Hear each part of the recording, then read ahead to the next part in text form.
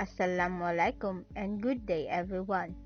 As a bio students and a future ELT practitioners, it is really important to know, to learn, and to understand the different approaches in teaching and learning. By the way, I am Ajaba Mayrajna M. Sarwang, the fourth reporter. In this, I am going to share the brief information about the one of the approaches used in teaching and even in learning, which we call the structural approach.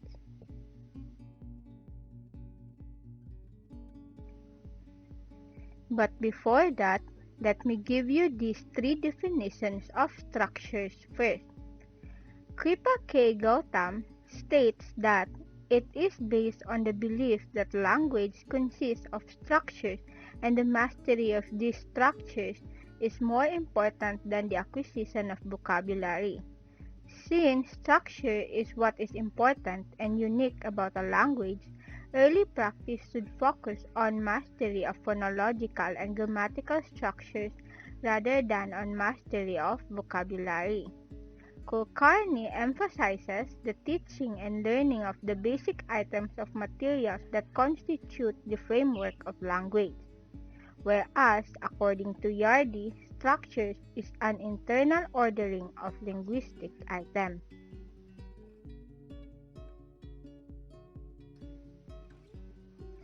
So what is structural approach? The structural approach means the arrangement of words in such a way as to form a suitable pattern of sentence.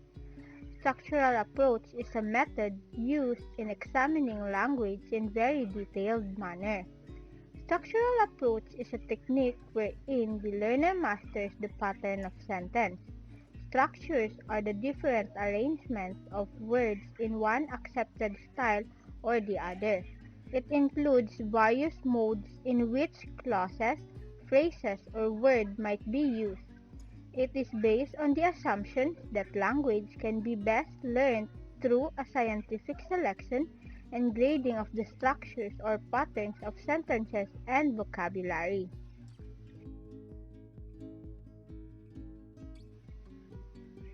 According to Menon and Patel, the objectives of the structural approach are as follows: to lay the foundation of English by establishing through drill and repetition about 275 graded structures, to enable the children to attain mastery over an essential vocabulary of about 3,000 root words for active use, to correlate the teaching of grammar and composition with the reading lesson, to teach the four fundamental skills, namely understanding, speaking, reading, and writing in the order names, and lastly, to lay proper emphasis on the oral approach, activity methods, and the condemnation of formal grammar for its own sake.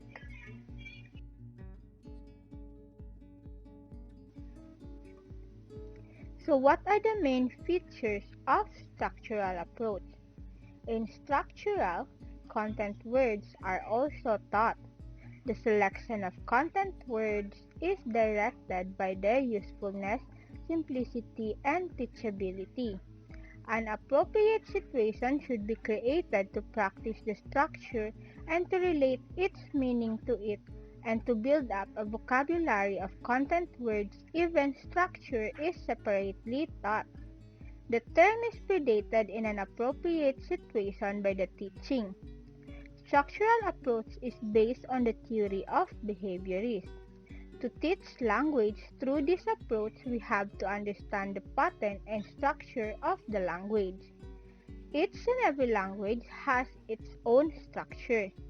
Every language differs structurally. There are structural differences between the English language to other languages. The structural approach makes use of the following features for teaching the language. The first one is the word order. Word order, or the patterns of form, is very important in English language. Each word is a certain arrangement, has a fixed place, which cannot be changed. If we do so, we distort the meaning considering the following arrangement. Ram killed a snake. A snake killed Ram.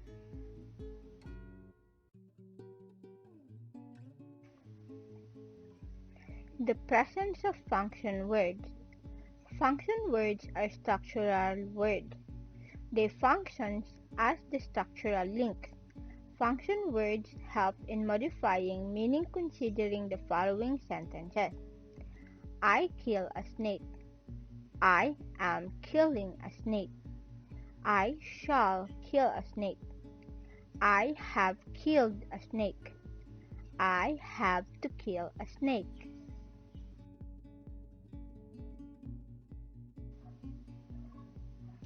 The use of inflections.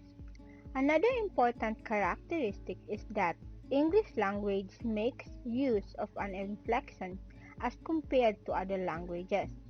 Inflection changes are prominent in the following example. In verbs like I play, he plays. I am playing, I played. In nouns, one boy, two boys, one man.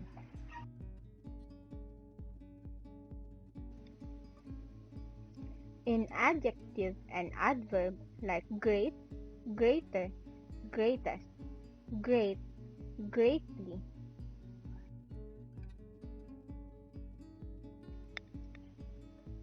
Structural approach also have principles. Professor French has entitled the following principles underlying the structural approach.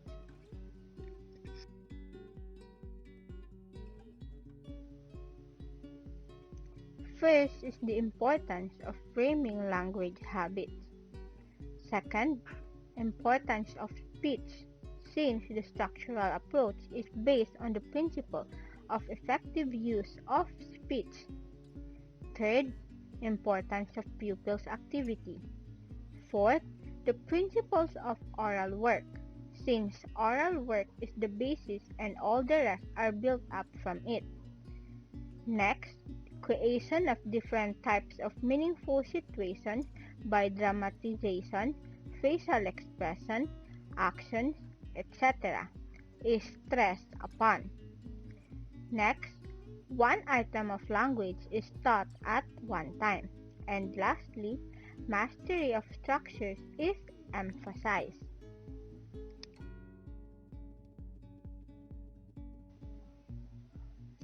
Structural approach upholds the teaching of English as a foreign language through the teaching of the structures of the language. The questions which structural approach attempts to answer primarily are: should the structural items and sentence patterns to be graded? How shall they be graded? And what should be the fundamental principles of grading the structural items? Through gradation of structure, we can get answers for the following questions. Gradation means grouping synonyms.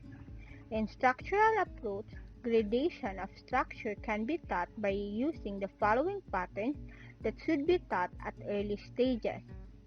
The first one is the grouping. So we have phonetic grouping, or the group according to sound. For example, cat, rat, met, etc. Next is lexical grouping. Grouping according to words used in same situation. And the other one is grammatical grouping. Pattern of sentences similar should be taught together.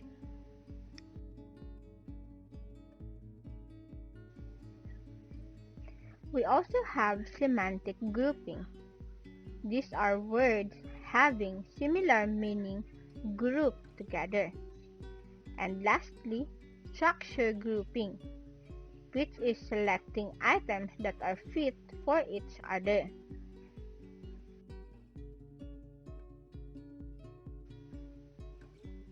We also have sequencing. Grammatical sequencing. It will tell that it follows which structure. Example, I was watching a movie.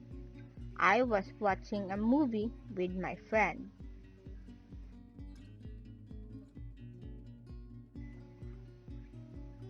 Semantic sequencing. A word having different meanings.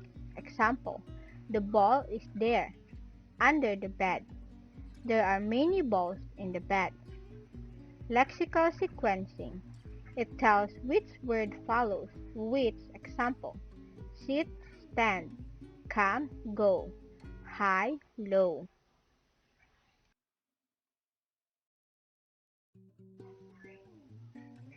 Types of patterns of sentences. There are different patterns of sentence as follows below. The first one is the two-part pattern, like she goes. The second one is the three-part pattern. Example, he is reading. And the third one is the four-part pattern, like Ella went to school.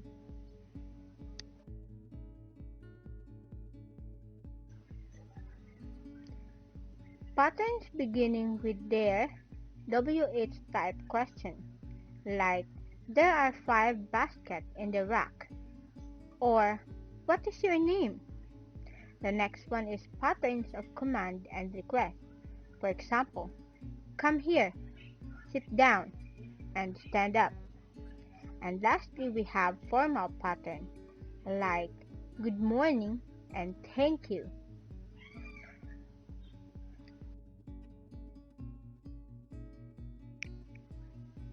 We also have sentence patterns. The structures may have the following pattern-like statement, which it mentions truth. For example, Pinky gets up at 6 a.m. She takes a bath. She eats her breakfast. She goes to school. This is an example of subject-verb-object pattern. The next one is the imperative sentence, which it tells questions from verb-subject-object pattern. For example, did Pinky come to school today? Has she taken her breakfast?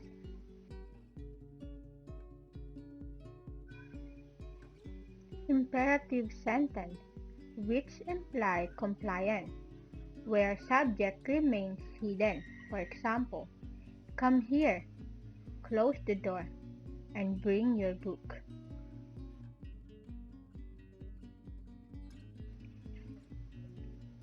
Phrase pattern. Sentence using phrases are called phrase pattern. For example, on the table.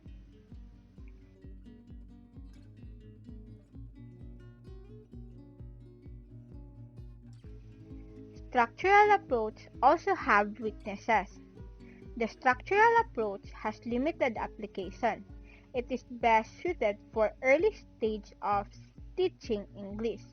As with any teaching methodology, there are some drawbacks to the use of structuralism to teach English, because it starts with the early structures first and builds upward. The structuralist approach is best suited for young students in early elementary. Therefore, unless this approach has been started in the early grades, it would be difficult to introduce it later on in middle or high school. The weakness of this approach lies in how it can be reductive. It relies too much on the structure that it deliberately ignores the value of functionality. The structural approach ever emphasizes oral work and speech manipulation. There is blind repetition of structural items during oral teaching. The approach ignores reading and writing. Children fail to expand their language acquisition.